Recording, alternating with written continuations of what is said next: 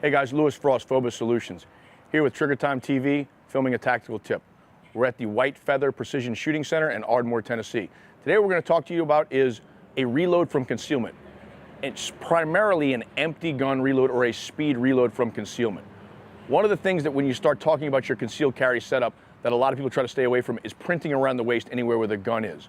So even if we start inside the waistband carrying stuff, depending upon your build and where you choose to carry, carrying that secondary magazine or that second magazine inside of your waistband can cause you to protrude or print. Even worse when you start carrying on the outside of the waistband. So what you've seen is a lot of people start carrying them in the pocket.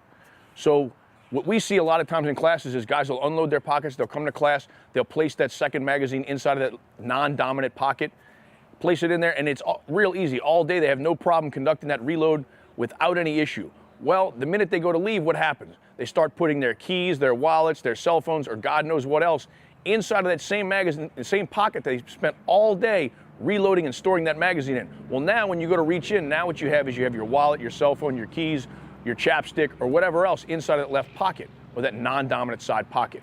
So what we encourage is simply to place your second magazine on your person in your non-dominant side rear pocket. If you place your wallet next to it, it keeps it in the support position. It keeps it easily indexable, and you can orient it to where your bullets are always facing centerline. So when you draw it, what you're gonna find is now we're able to index that with no problem. So this is always right there. So when you store it back in your body, no big deal, back in you go. So the drill we're gonna run, guys, should look something like this.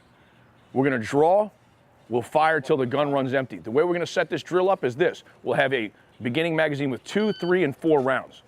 So we'll shoot however many rounds it takes till the gun runs empty, conduct a speed reload, and then engage the target with 2 additional rounds. So we'll run that for each one of those 3 magazines until we're rounds complete. We'll put it on a shot timer so you can see the different times, because one of the problems you have when you start gaming these drills and running it with a single round reload 2 rounds is you start gaming the drill. You start getting ahead of yourself and starting that reload before the gun has truly told you what's wrong with it.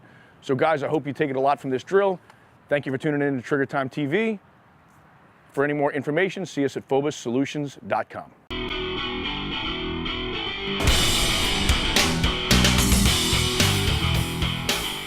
Hi folks, I'm Charles Sumner with Glock. Down here with Trigger Time TV again to present you the safety segment of the week. What we want to go over this time is safety with children in the home. And one of the ways to do that is take away the curiosity from the child.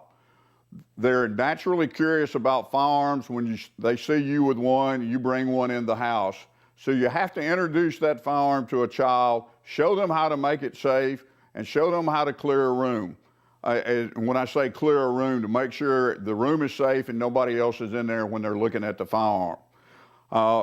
We have 2 daughters, and when our oldest daughter was around 5 years old, she was curious about firearms. So I showed her the weapons, I let her clear the weapon, showed her how to clear the weapon, and also anytime she would ask a question and she wanted to look at the gun, I would go get it out every time and let her look at it, and then I would put it back up. This took away her curiosity as far as her wanting to go look at the gun herself.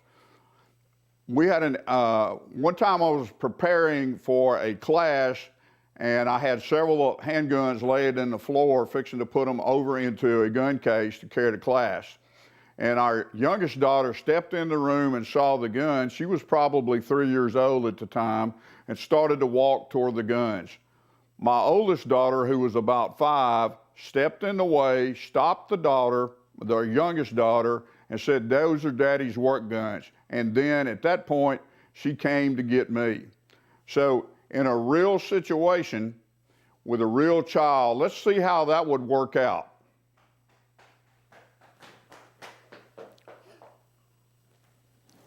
Very good. You sit right there. As you see, she spotted the gun.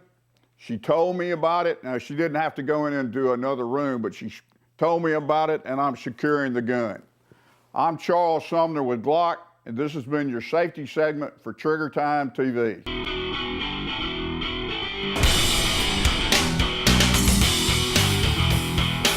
Hey guys, Tim Burke with JTAC Ranch. Welcome to the Gear Locker. Today I'm going to talk to you about the brute force training bags and how they can enhance your fitness training program. Today I've got the kettlebell size or style bag with me, as well as the brute force medium size bag. As you can see with these things, these things are bulletproof in the sense of their construction. All the straps that are going around this are made of like seatbelt material.